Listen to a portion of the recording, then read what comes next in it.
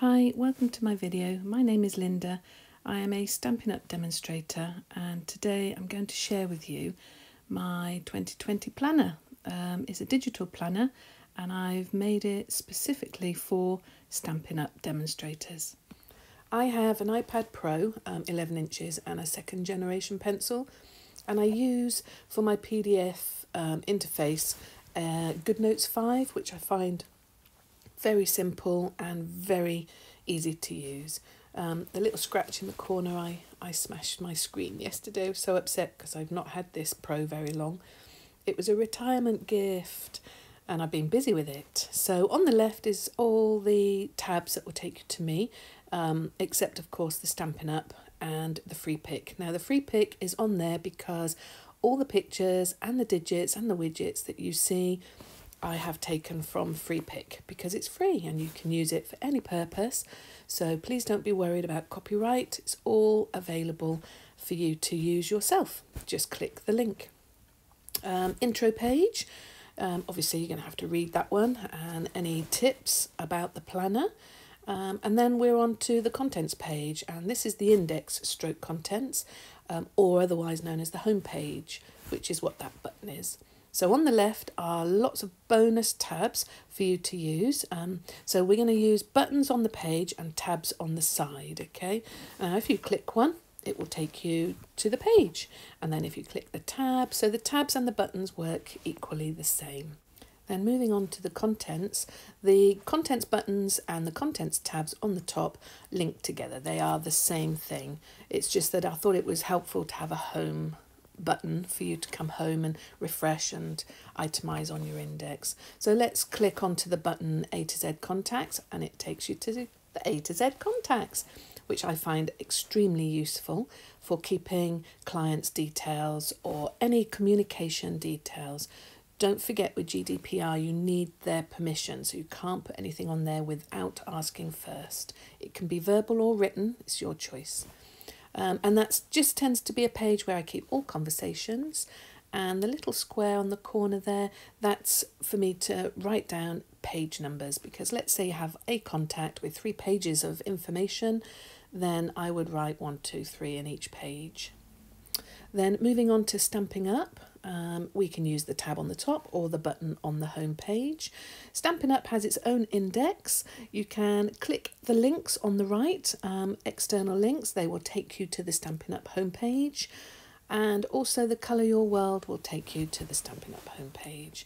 And what you'll find is any Stampin' Up logo will take you to their homepage. So let's go to updates. When I update every Tuesday, I put any relevant updates that I want to put in my calendar on here. And then when I'm ready, I just copy and paste into my calendar. The little arrow on the left, if there is a sub-index, the little arrow will take you to that sub-index. So we've got a Stampin' Up index. There's me saying go back to the home.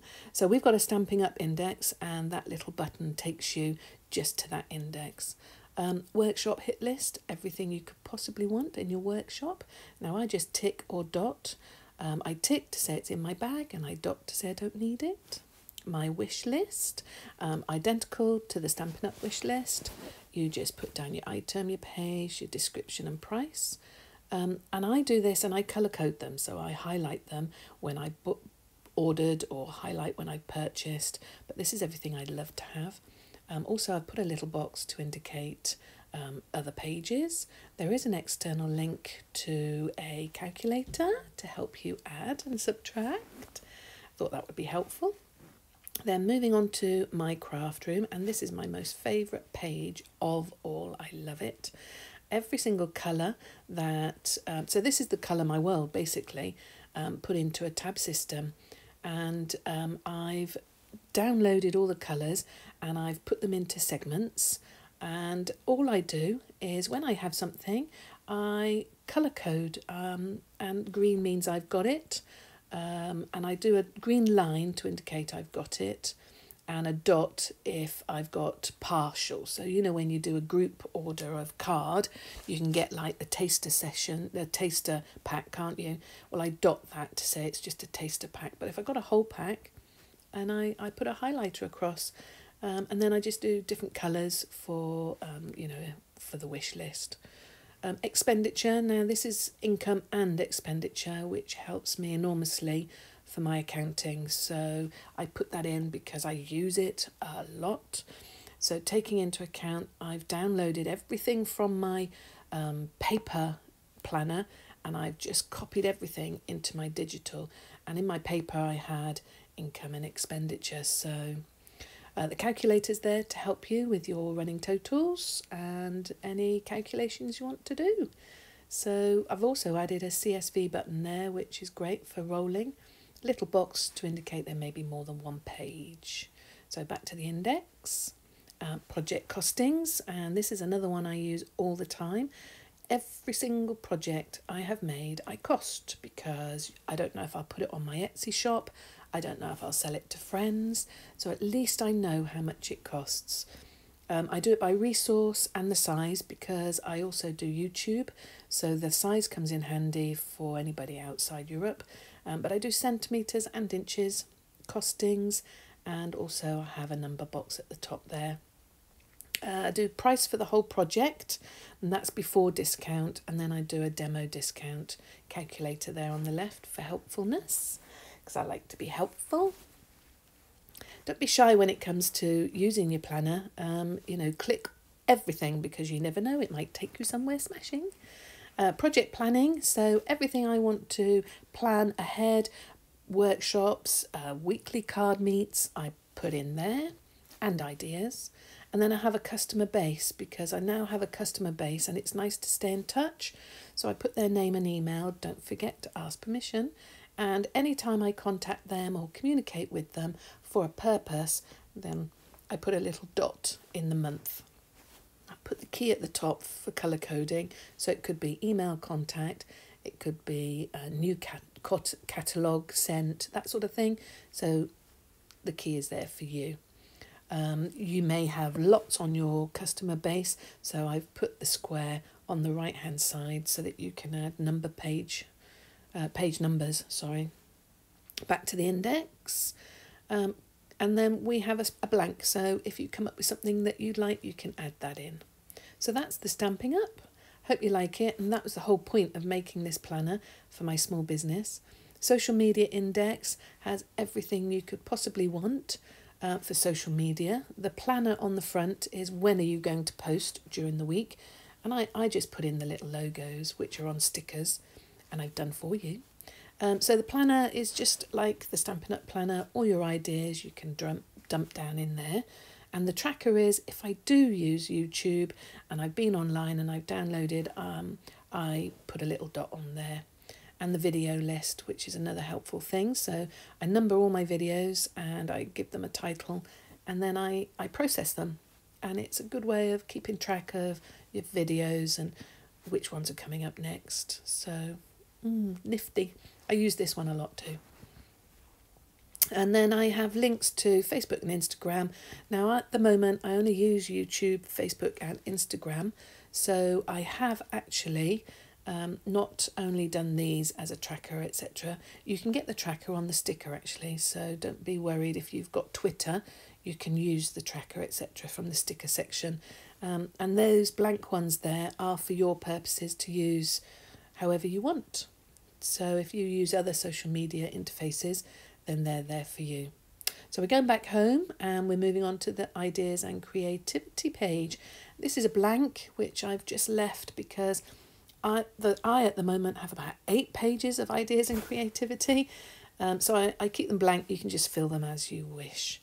Goals and aspirations. Goals I use pentagons, and aspirations I use circles, which are in my sticker book, which are free for you, so I've downloaded those. We've got mood mandala, which I love. We've got sort of like we've got a key on the left, colour-coded key for you to put your moods.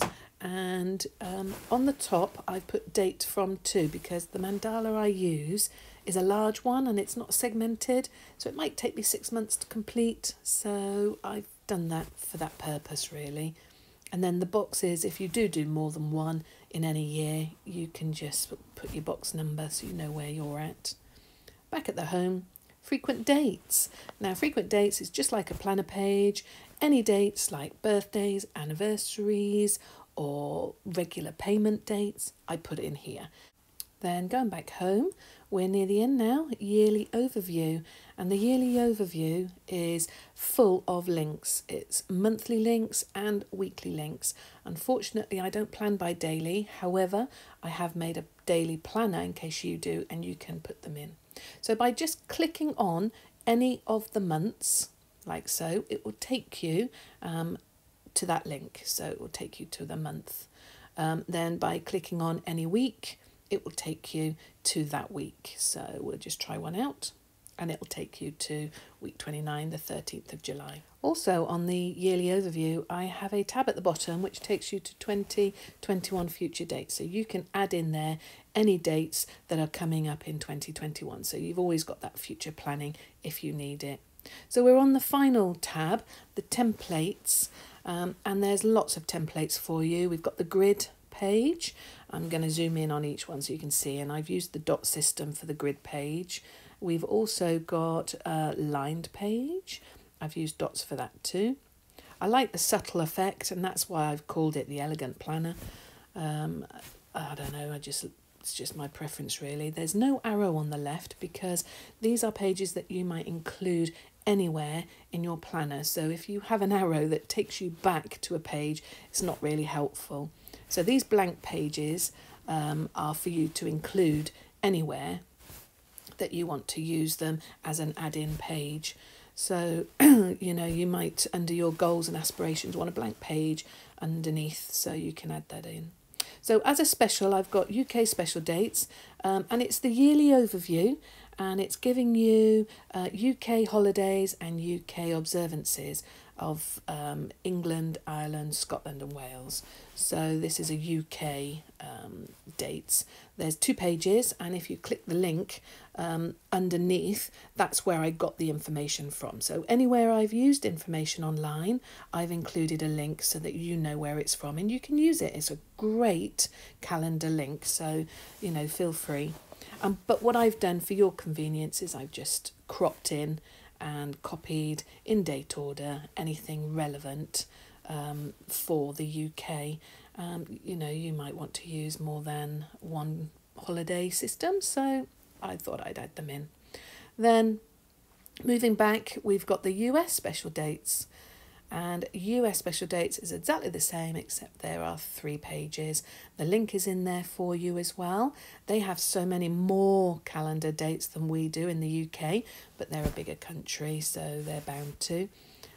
And moving on to page 2 and page 3, they both are in alphabetical order, and I just crop, so I do a screen shot and then crop it and I put it into my calendar. So there you go, in date order, handy.